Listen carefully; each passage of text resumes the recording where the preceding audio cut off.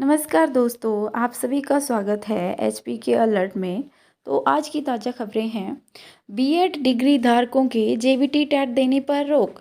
JVT union की याचिका पर हिमाचल प्रदेश हाई कोर्ट का आदेश। हिमाचल प्रदेश हाई कोर्ट ने याचिकाकर्ता जेवीटी अभ्यर्थियों की याचिका की सुनवाई करते हुए बीएड डिग्री धारकों को जेवीटी टेट परीक्षा देने पर रोक लगा दी है। यह फैसला प्रारंभिक शिक्षा विभाग की सलाह पर स्कूल शिक्षा बोर्ड ने लिया था। न्यायाधीश तरलोक सिंह चौहान और न्यायाधीश वीरेंद्र सिंह की खंडपीठ ने प्रदेश सरकार से 2 सप्ताह में जवाब तलब किया है और मामले की अगली सुनवाई 15 दिसंबर तय की गई है। प्रदेश के 17 शिक्षण संस्थानों में एनटीटी डिग्री का फर्जीवाड़ा। दूसरे राज्य की प्राइवेट संस्था ने स्कूल कॉलेजों के साथ किया एग्रीमेंट। प्रदेश में एनटीटी डिप्लोमा के नाम पर फर्जीवाड़ा चल रहा है। एनटीटी डिप्लोमा देने के नाम पर राज्य के बेरोजगारों से हजारों रुपए वसूले जा रहे हैं। अहम यह है कि 1.5 साल से बाहरी राज्य की एक संस्था ने भी हिमाचल में एनटीटी डिप्लोमा शुरू कर दिया है। जीरकपुर की प्राइवेट संस्था ने हिमाचल में आकर 16 प्राइवेट स्कूल व कॉलेजों के साथ एग्रीमेंट किया है। हैरत इस बात की है कि इस संस्था ने हिमाचल सरकार व शिक्षा विभाग से भी कोई एनओसी नहीं ली है। गुपचुप तरीके से हिमाचल में आकर एनटीटी का निजी तौर पर 1 साल का डिप्लोमा शुरू कर दिया है। शिक्षा नियामक आयोग में एक छात्र ने इसकी शिकायत जब भेजी तो उसके बाद कार्रवाई शुरू कर दी गई है। शिक्षा नियामक आयोग ने जीरकपुर के इस संस्थान का पूरा बायोडाटा निकाल दिया है। संस्था के संचालक को 29 नवंबर को आयोग के कोर्ट में पेश होने के भी निर्देश दिए गए हैं।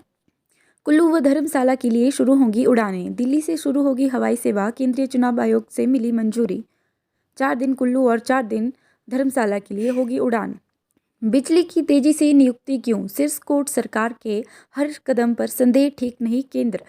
नई दिल्ली। सुप्रीम कोर्ट ने सेवानिवृत्त आईएएस अधिकारी अरुण गोयल को बतौर चुनाव आयुक्त नियुक्त करने में केंद्र सरकार की बिजली की गति वाली तेजी पर सवाल उठाया है। मुख्य चुनाव आयुक्त सीईसी और चुनाव आयुक्तों ईसी की नियुक्ति पर सुनवाई के तीसरे दिन सुप्रीम कोर्ट ने गोयल की नियुक्ति की फाइल देखकर कहा, फाइल 24 घंटे भी नहीं घूमी। यह किस तरह का मूल्यांकन है? हम व्यक्ति की योग्यता पर नहीं बल्कि प्रक्रिया पर सवाल उठा रहे हैं। केंद्र सरकार ने कोर्ट में कहा, सरकार के हर कदम पर संदेह करने से आयोग की अखंडता, स्वतंत्रता और सार्वजनिकता धारणा प्रभावित होती है।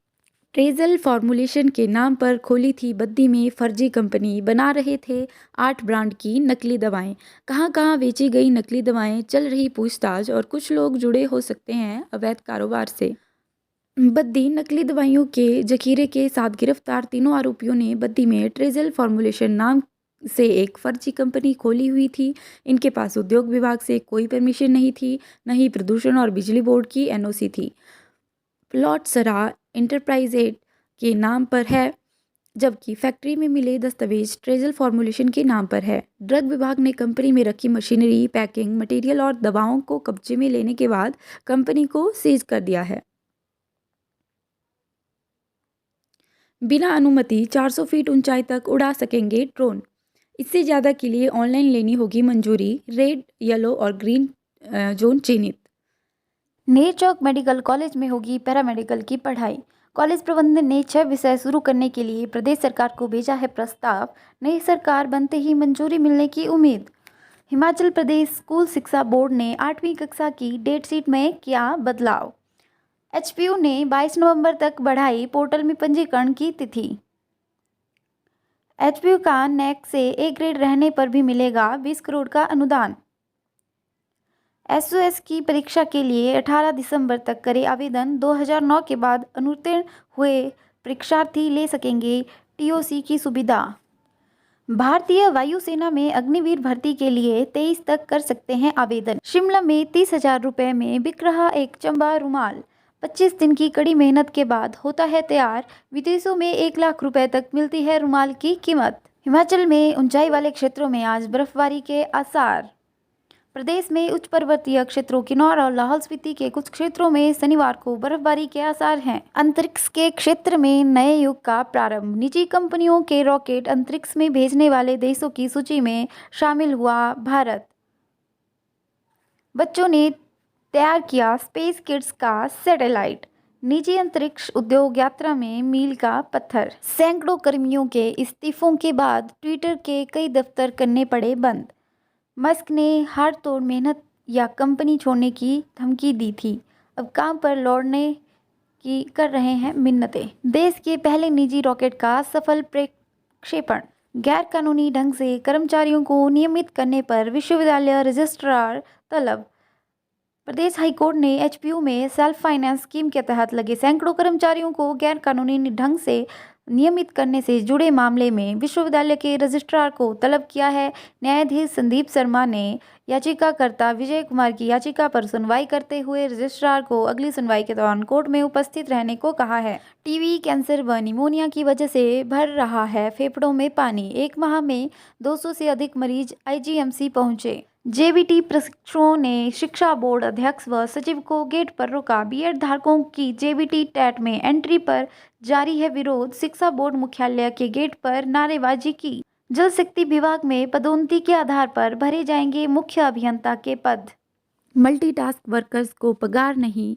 आपको रोजगार तो मिल जाए लेकिन वेतनमान नहीं तो आप पर क्या गुजरेगी। जी हाँ, कुछ ऐसा ही मामला लोक निर्माण विभाग में भर्ती किए गए हजारों मल्टीटास्क वर्कर्स को लेकर सामने आया है। लोक निर्माण विभाग में भर्ती किए गए 5000 मल्टीटास्क वर्कर्स को अभी तक वेतनमान नहीं मिला है।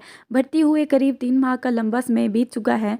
अगर समय रहते वेतनमान नहीं मिला तो मल्टीटास्क वर्कर्स आंदोलन की राह भी पकड़ सकते हैं। नौकरी मिलने के बाद सभी वर्कर्स विभाग के दिशा निर्देशों पर काम करते आ रहे हैं। लोक निर्माण विभाग में तैनात वर्करों को 4500 रुपये प्रति माह देने की बात कही गई थी।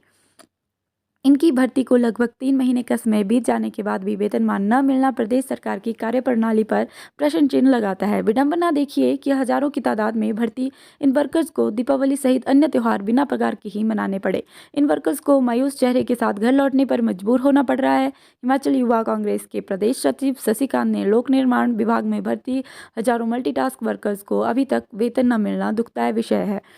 उन्होंने कहा कि यदि विभाग द्वारा इन्हें वेतन देने में देरी की जाती है तो सरकार के खिलाफ आंदोलन छेड़ा जाएगा। 71,000 युवाओं की फीस नहीं हुई जमा। प्रदेश कर्मचारी चयन आयोग ने मांगा प्रमाण वरना रद्द होंगे आवेदन। कर्मचारी चयन आयोग हमीरपुर ने हाल ही में 69 पोस्ट कोड के 1659 पदों के प्रदेश के युवाओं से 5 नवंबर तक आवेदन मांगे थे। आयोग को 1669 पदों के लिए 2,68,833 आवेदन प्राप्त हुए हैं। इनमें से 1,97,140 आवेदन आयोग को जहां रिसीव हुए हैं, वहीं 71,693 आवेदनों की फीस चयन आयोग को प्राप्त नहीं हुई है।